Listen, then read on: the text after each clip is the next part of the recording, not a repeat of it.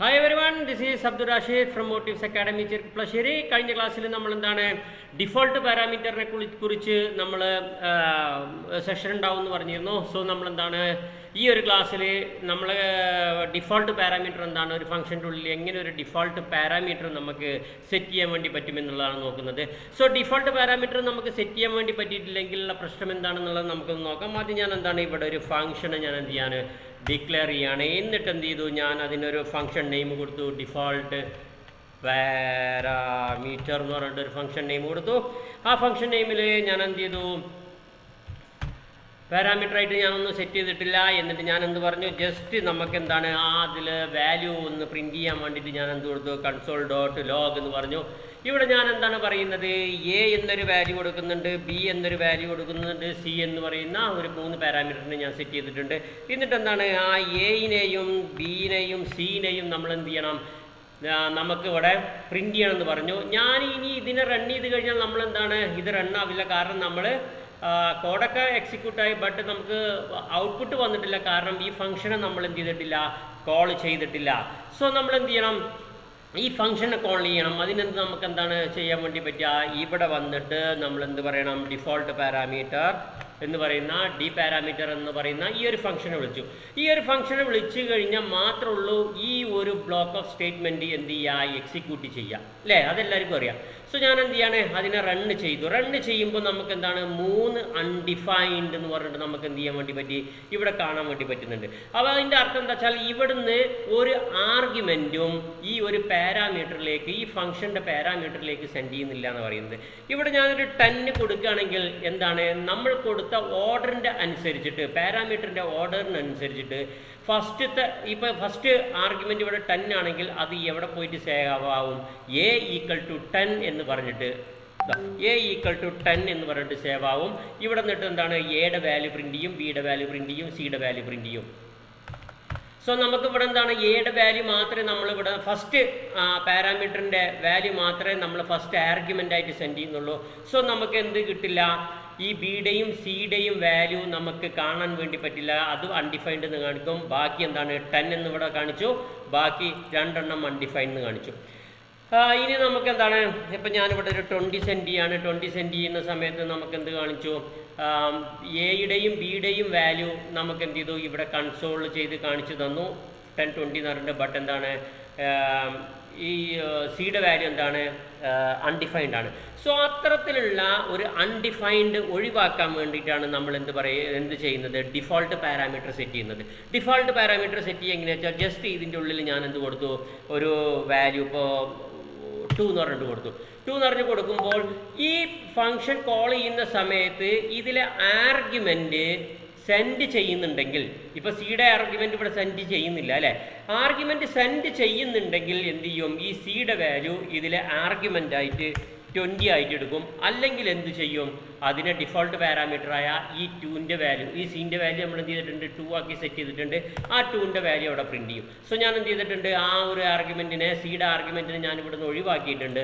ഇനി നമ്മളെന്താണ് ഇവിടെ റൺ ചെയ്തു. ഇപ്പം നമുക്ക് എന്താണ് 10, 22 ആ അൺഡിഫൈൻഡ് എന്ത് ചെയ്തു, അവിടെ നിന്ന് പോയതായിട്ട് നമുക്ക് കാണാൻ വേണ്ടി പറ്റി. അപ്പോൾ ഇത്തരത്തിൽ സെറ്റ് ചെയ്യുന്നതിനെയാണ് നമ്മൾ എന്ത് പറയുന്നത്, ഡിഫോൾട്ട് പാരാമീറ്റർ എന്ന് പറയുന്നത്. ഇനി ഞാനിവിടെ 30 കൊടുക്കുകയാണ്. 30 കൊടുക്കുമ്പോൾ എന്താണ് സംഭവിക്കുക, നമുക്ക് ഈ സിയുടെ 2 എന്ന് പറയുന്ന വാല്യൂ പ്രിൻറ്റ് ചെയ്യുമോ, പ്രിൻറ്റ് ചെയ്യില്ല.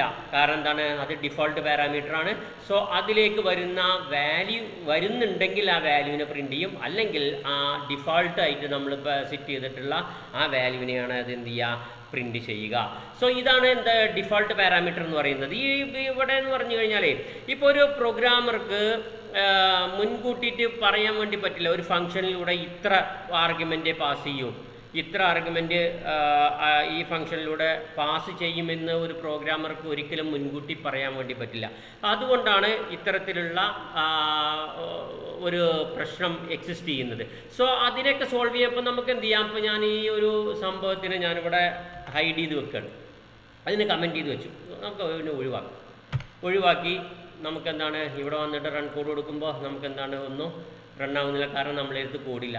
ഇനി ഞാൻ എന്താണ് വേറൊരു പ്രോഗ്രാം നിങ്ങൾക്ക് അറിയാൻ വേണ്ടിയിട്ട് ഞാൻ എന്ത് ചെയ്യാണ്, ഇവിടെ എഴുതുകയാണ്.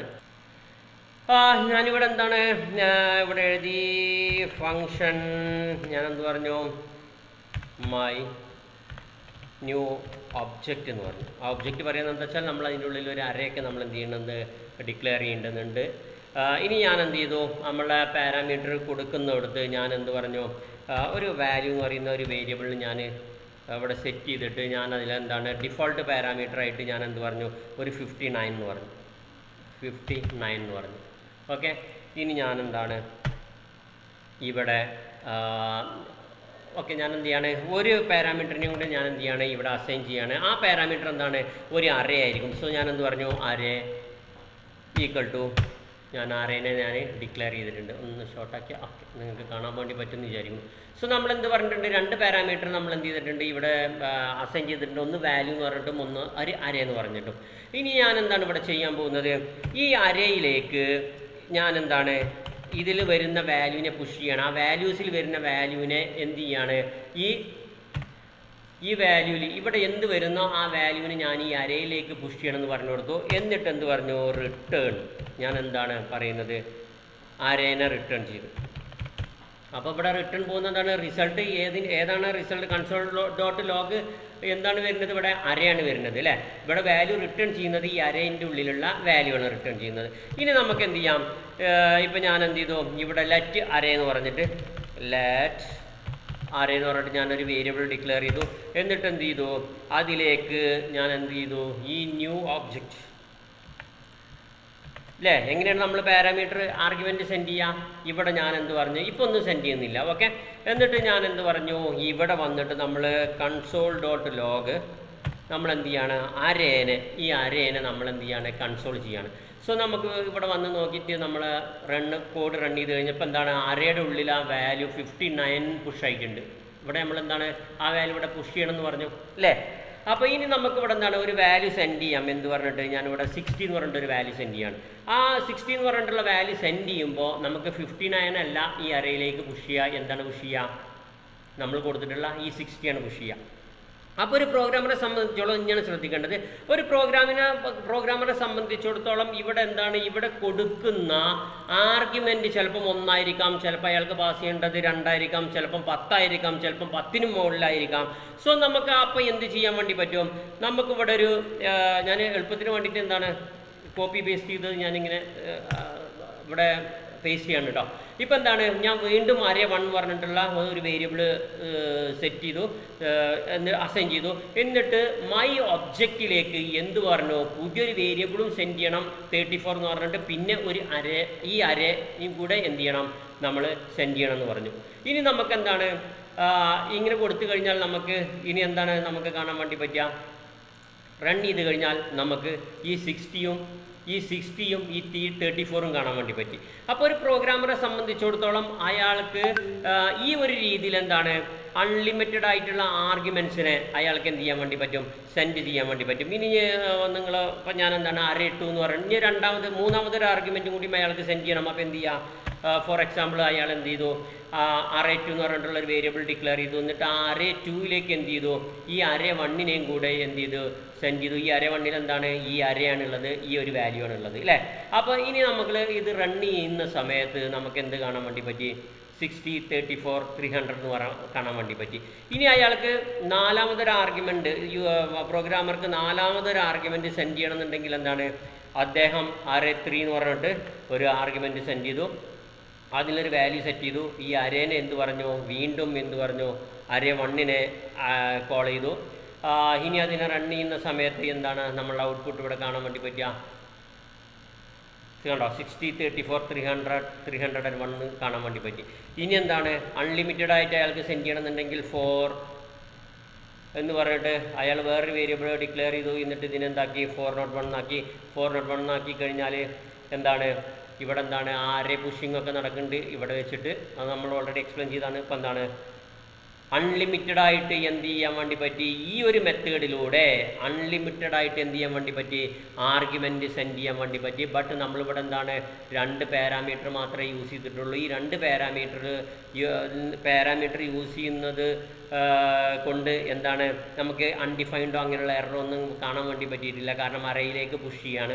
സോ ഈ ഒരു രീതിയിൽ എന്ത് ചെയ്യാം, പ്രോഗ്രാമർക്ക് അല്ലെങ്കിൽ ഒരു യൂസർക്ക് എന്ത് ചെയ്യാൻ വേണ്ടി പറ്റും, അൺലിമിറ്റഡ് ആയിട്ടുള്ള ആർഗ്യുമെൻറ്റിനെ സെൻഡ് ചെയ്യാൻ വേണ്ടി പറ്റും. ഇവിടെ നോക്കേണ്ട ആ പാരാമീറ്റർ നമ്മൾ ഇവിടെ എ ഉണ്ടോ ബി ഉണ്ടോ സി ഉണ്ടോ എത്ര പാരാമീറ്ററാണ് ഇവിടെ ഡിഫൈൻ ചെയ്തിട്ടുള്ളത് എന്നുള്ളത് എന്ത് നോക്കേണ്ട കാര്യമില്ല, നമ്മളുടെ പ്രോഗ്രാമർക്ക് നോക്കേണ്ട ആവശ്യമില്ല. അയാൾക്ക് ഈ രീതിയിൽ എന്ത് ചെയ്യാൻ വേണ്ടി പറ്റും, സെൻഡ് ചെയ്യാൻ വേണ്ടി പറ്റും. ഇനി എന്താണ്, ഇതിനെയും ഷോർട്ടാക്കിയിട്ട് നമ്മളെന്താണ്